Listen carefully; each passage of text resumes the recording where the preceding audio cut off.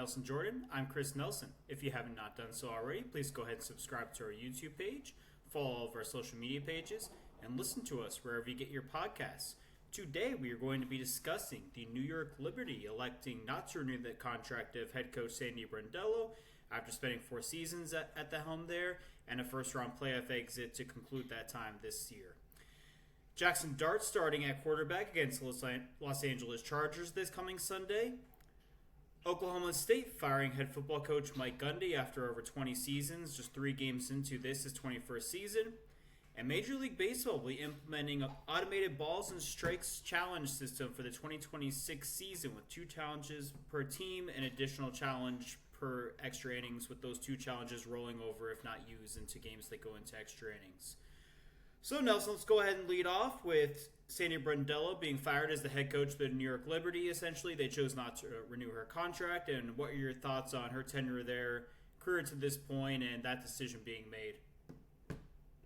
So, I think Miss Brondello, she had a wonderful career so far as a player and coach. Most, may not know she was a player in WNBA back in the 90s. She competed also at the highest levels too for world championships as well as an athlete.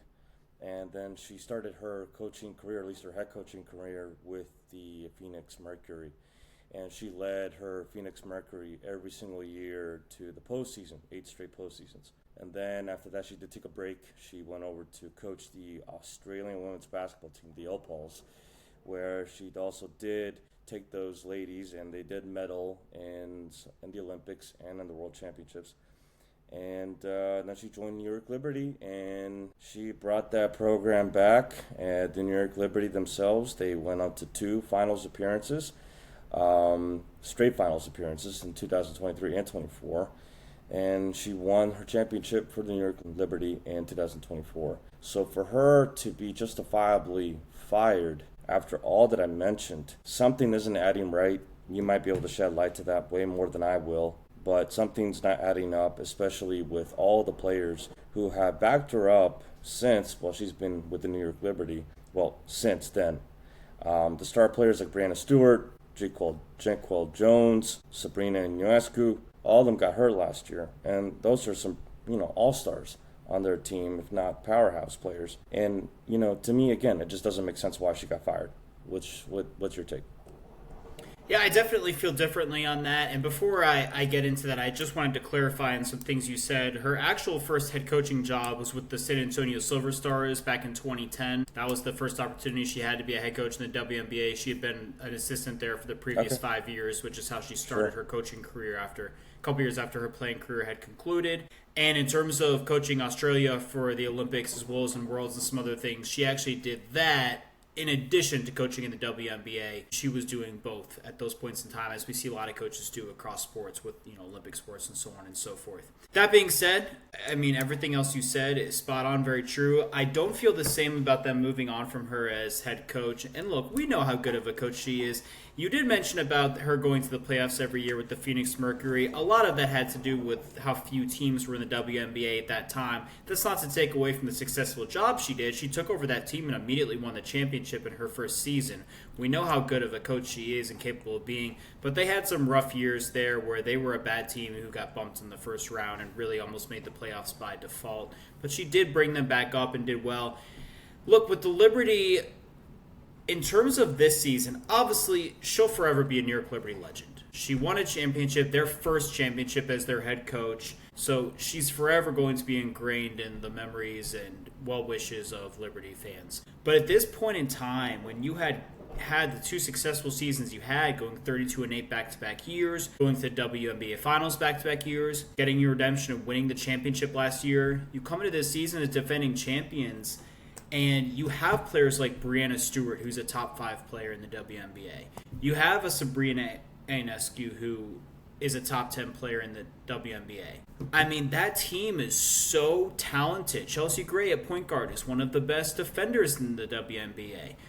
Jonquel Jones at center is a top 10 player in the WNBA. you have those players, the expectations are going to be sky high, and you go back to what they had accomplished the past couple of years. Of course, they're going to expect more than a first-round playoff exit, and the regular season was immensely disappointing, especially compared to what they've done the past couple of years. And then you lose in the first round. The standard is just higher based on what they had done, the talent they had. And to add into this equation, Sabrina Ionescu is a pending free agent, so they have some big decisions to make in the offseason. So I felt like for their short-term and long-term future, they're having to evaluate some things and figure out exactly what they want to do and what they want this to look like going forward, and she simply wasn't a part of that plan. There's no doubt she's a good coach, and you sit there and look at it and, well, they had a winning season. They were a good team. They were in the playoffs. That's a successful season. It doesn't justify moving on from her, but it wasn't like she got fired, contract expired, they chose to go in a different direction. I wouldn't be at all surprised to see her in another head coaching job as soon as next year. So we wish her all the best going forward, and I know that the New York Liberty fans are grateful for what she accomplished, and that is the biggest media market, so that's a big deal. But I did feel like this was a good decision at this point in time. Moving on, we're going to see rookie first-round draft pick, quarterback Jaxon Dart, start for the New York Giants against the Los Angeles Chargers on Sunday. What were your thoughts on that decision and your expectations for him in the game? So Russell Wilson is no longer Chef Wilson. I think that's left him at this point. We might see him cook up some games. The Dallas game was a flashback memory of what he used to be. Now, the last out of the 3 games that he's played so far with the Giants uniform on, it's not been good. At least 2 of the 3.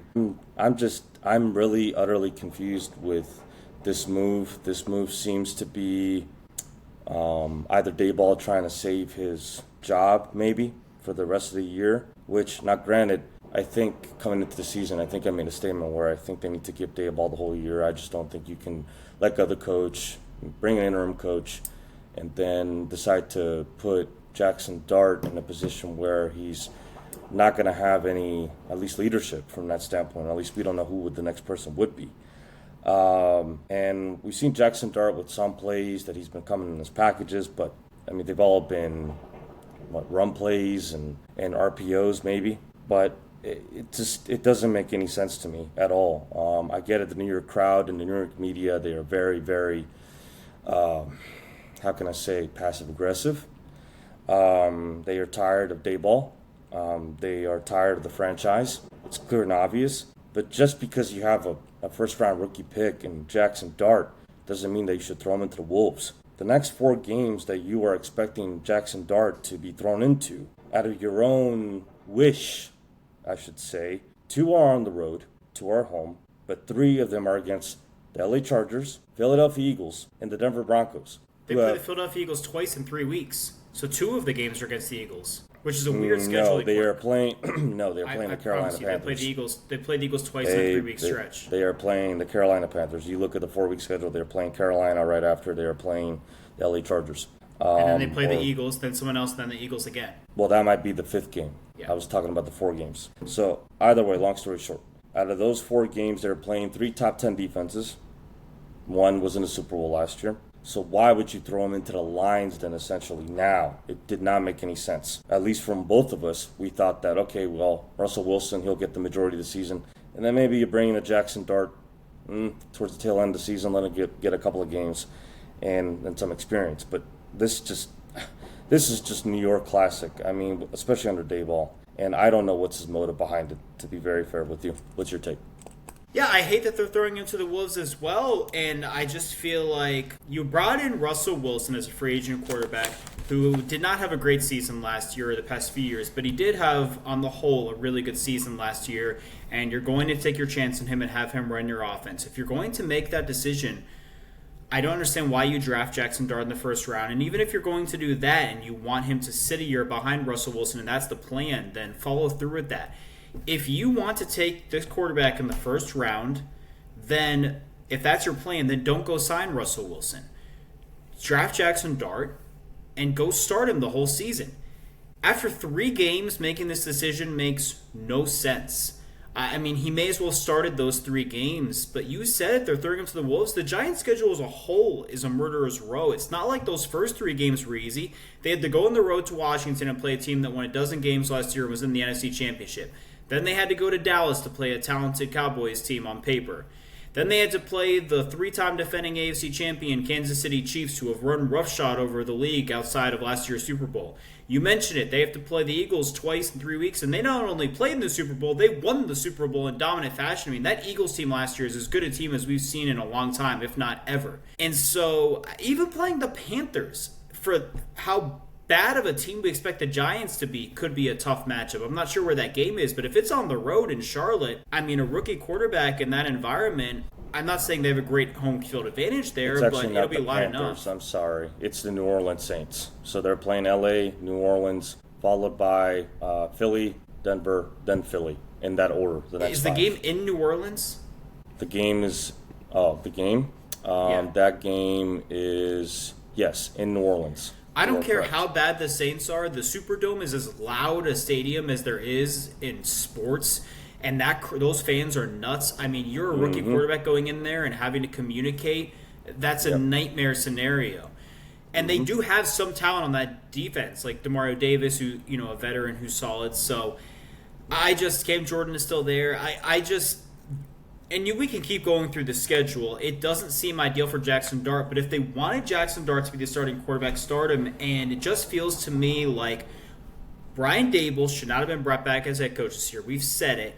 He was. I doubt he's going to be back next year. So what are we really gaining with this? It just feels like Jaxon Dart's going to have a new coach next year. And how many times have we seen this through the years where these quarterbacks come in as rookies, aren't the starter the first few games or so, become the starter, really struggle, and then the next year all of a sudden they have a new head coach. I mean, we saw it last year with Caleb Williams. To be fair, he did start every game, but he's got a new coach with Ben Johnson this year. We've seen it with guys like Jared Goff. The list goes on. And so I just don't like the decision at all. I think they should have started in the whole season. I don't think they ever should have started Russell Wilson, and I'm very curious what the future is for Russell Wilson, because last year it felt like he still had something left in the tank and was a good quarterback, but then something like this happens. My last point will be, I'm going to go back just over 20 years ago to 2004 when the Giants traded for Eli Manning, who was the number 1 overall draft pick by the Chargers. They drafted Phillip Rivers and swapped them. They had Kurt Warner, a veteran Hall of Fame at this point in time quarterback, who they started, and they got off to a really hot start that season. They chose to turn over to Eli Manning. They wound up losing like 8 straight games or something like that, and Eli Manning really struggled. So it just feels similar to that. But moving on, Oklahoma State has decided to fire head football coach Mike Gundy. This was his 21st season as the head coach. He's been in that role since 2005. And they fire him just 3 games into the season with a 1-2 record. They, of course, lost to in-state rival Tulsa, who's expected to be beneath them. They lost that game by a touchdown, which they were unable to score in the game. Both teams were able to get 4 field goals, but Tulsa got in the end zone. Oklahoma State could not. What are your thoughts, on this decision? How do you feel about the timing, and what are you thinking for Oklahoma State going forward, and maybe even Mike Gundy's future if he has one? Well, I think this was a turning page for the Oklahoma State University athletics. Looking at Mike Gundy, Mike Gundy has been a fine coach. Now, I say that with a grain of salt. He's not an elite company like other coaches, like a Nick Saban or anybody else. I'd say maybe he's a tier or 2 below, but still, for what he has done for that program for so many years, we do have to give him praise. It's not like he did not have any big years. He did, as you stated. As a matter of fact, in 2011, he won the very privileged Paul Bear Bryant Coach of the Year award. And he had some really good players, too, on that team. You might recall more so than I do. He was a former player, as you also stated. And I think last year was a telltale sign that maybe the Mike Gundy aura was really starting to slip away. When you go winless in your conference play and then get beat down horribly by Colorado 52-0, that's not showing anything to kind of say to your athletic director or the fans to say, well, I still got something in me for the fan base and the university. And then this year they start off 1-2, as you stated, and they lost their quarterback to a broken foot injury. And sooner or later, the players are just not going to respond, and it seems like they were not responding to Mike Gundy anymore. And it was time. It was time to move on. I don't know who they're going to bring in as far as his replacement is concerned. Maybe you got a few in your neck of the woods, but I'm sure he's going to be a hot commodity for other universities right now that are looking for a turnaround potentially. I'm not saying Virginia Tech, but I'm saying universities like that are desperately wanting a turnaround with their program. And I wish him the best because really he did bring a stability to that program. He was beloved in that program. Just something fell off from last year to this year, and you can obviously tell. What do you got? Yeah, I think we need to start with some of the positives and do what Dabo Swinney tried to do and look back at the history, because we're talking about Oklahoma State here. This isn't exactly a program who's enshrined in success throughout their history. I mean, what Mike Gundy did for them was big time. They're always overshadowed by Oklahoma, and his offenses were so fun to watch. I mean, you talk about in the late 2000s, 2010s, and into the early 2020s, those Oklahoma State teams scored some points. And in more recent years, they had some great defenses. I mean, I think it was just a couple of years ago they won 10 or 11 games. So they've had some really good teams through the years. Credit to him for that. And obviously, we'll forever remember him for the mullet, his personality, the infamous press conference. I'm a man, I'm 40. I mean, those things aren't ever going to go anywhere. They will be on the internet forever. He'll always be a legend at Oklahoma State for all of that. But the reality is, at this point in time, as we're into the late 2020s, we have seen this shift in college football. We just talked about this with the Bruce Pearl retirement, college sports in general, but most with college football, which is by far the biggest revenue draw. It's football. We have seen with NIL and the transfer portal and so on and so forth, it's just a different game entirely. The Big 12 is lagging behind the SEC and the Big 10, just like the ACC and all these other conferences, the Group of 5 conferences as well. And when you go winless, 0-9 in the conference, and it's your 20th season, the landscape of the sport has changed. He should not have been brought back this season, and to fire him after only 3 games justifies that even further. They clearly didn't want him back. They knew it wasn't the right move, and they did it anyway. It should not have taken a 1-2 start and losing to Tulsa for them to feel like, okay, now we move on. And even then, that game was played on Friday night, and they waited until Tuesday to fire him. I mean, they have a game. So it's just odd the way this was handled. They were clearly reluctant to do it. His buyout, I don't know the exact number, but it was very large. I think it was $15.4 million or something like that. It just wasn't a good move from Oklahoma State. I mean, at some point in time, just ride it out. And if this season you go winless in conference play again, which they easily still could, and you have a miserable season that's somehow as bad or worse, even if that's possible, than last year, yeah, move on. But I think you looked at it, why you brought him back, because of everything he's done for you. And it is Mike Gundy, and you trusted that maybe he could turn this around and get it going in the right direction. But I think it was clear that wasn't going to happen. And 20 years is a long time to be a head coach in the modern game, and we just don't see it very often. And so I don't support this decision at all. That decision was made. Let him coach out the year. I think you said that, and you even mentioned it with Brian Dable, which I agree with you. They have to be able to coach out the year, and you evaluate the full product afterwards. And so I feel the timing of this was a mistake, even if the decision in all likelihood was not a mistake. But credit to Mike Gundy on a great career. I'm not going to speculate on his future because I don't know what that is. At this point in time, I would not hire him as my head coach or a coach, period. I'm just putting that out there. Maybe he can be good in TV. But I think there is one earmark to piggyback on top of what's going on with Gundy now. There's a bunch of coaches in Division I, whether it's basketball, whether it's football. I mean, we're seeing it.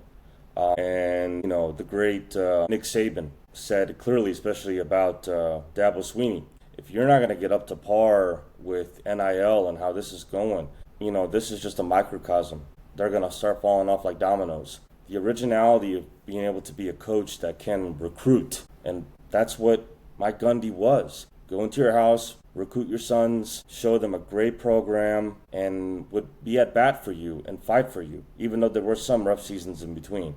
He still did it. And that's just not the way college football is anymore. It's not. Everything is now money driven, and it's really making it hard for these coaches. So he may not be the first. it may be a domino effect. Right, and my last point I will make is you've mentioned now a number of times Nick Saban, who is unquestionably the GOAT, but it also can't be ignored that he was at Alabama, before that LSU, and before that Michigan State. Mike Gundy went to Stillwater, Oklahoma, and coached Oklahoma State for over 20 years and took them to all the success they had.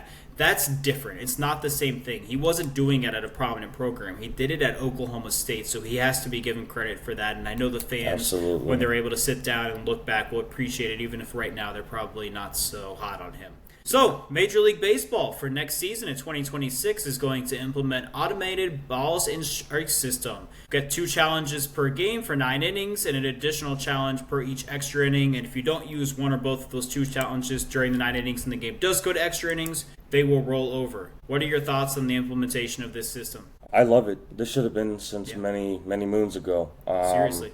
You know, I think the biggest cry, I mean, I hate to put his name out there, but it's deservedly so. He's had some bad games as an umpire. Angel Hernandez, for God's sakes.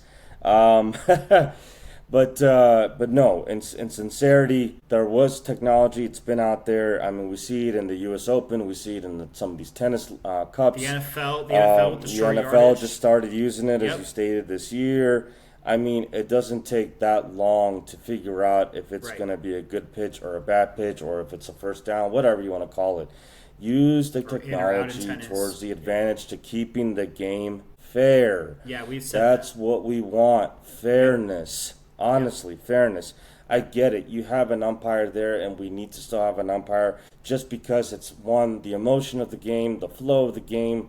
And sometimes, you know, a curveball might literally hit the plate, but it might tail off on the outside. You might give it to the pitcher because that's a heck of a pitch. But still, keep this going forward, Major League Baseball. Don't let go of it. Don't tinker with it. Just let it ride out until God knows when. I congratulate them. I agree with all of that, and all I'll add to it is that I hope this goes great next year. We see in the minor leagues it's gone extremely well. We saw it in spring training this year it went very well. I hope it goes great throughout the season next year and that they expand upon it, because I don't think 2 challenges is enough. I think the goal should be to get... They talk about we get almost 95% of the calls right. Well, that's not good enough. We want to see 99%. We want to see 100%. So let's go ahead and implement this so we can get every decision right. Implement expedited reviews like what the NFL does. So we're not sitting around waiting. We can keep going, get the pitch clock running, speed up the game as we have done, which has been awesome. But we can get the calls right, and that way the players can decide the game. The managers can have an impact, but the umpires are not a part of this, and it's just being decided fairly. That's all we have for today, guys. We're going to see you back. Look, fall is here. For those of you like Nelson who have the misfortune of living up north, that air is going to start to get a bit more crisp. So we have an outstanding slate of football. Nelson has teased that a couple times in recent episodes, which I highly recommend going back and checking out. We have an unbelievable slate coming up. We've got game Thursday night in the NFL. We've got college games Friday night, some big-time games. We have a loaded slate of college football continuing on Saturday. We've got a morning game in Dublin on Sunday with the Vikings and the Steelers. Great afternoon slate in the NFL. Micah Parsons returns to Dallas as the Green Bay Packers visit Arlington to play the Dallas Cowboys on Sunday Night Football. And we have 2 games on Monday night. So, for those of you like Nelson who might be getting a little bit of cold weather, I'm not sure if you are or not, but it's coming. Go ahead and get yourself some hot cider, get yourself some warm pie, enjoy all of that, find whatever fall food you enjoy, and sit down and watch some fall football because it is here. We've got a fall September Saturday, a fall September Sunday, and plenty of weeknights to enjoy. So watch more football, eat more, drink more, live, enjoy it, get your workouts done and dogs walked in the morning so you can sit down in the afternoons and watch football. And on Sundays in the morning as well, eat your breakfast with football. But we will be back to talk about all of that, so make sure you're tuning in to us as well. For Nelson Jordan, I'm Chris Nelson. This has been The First and Final Word.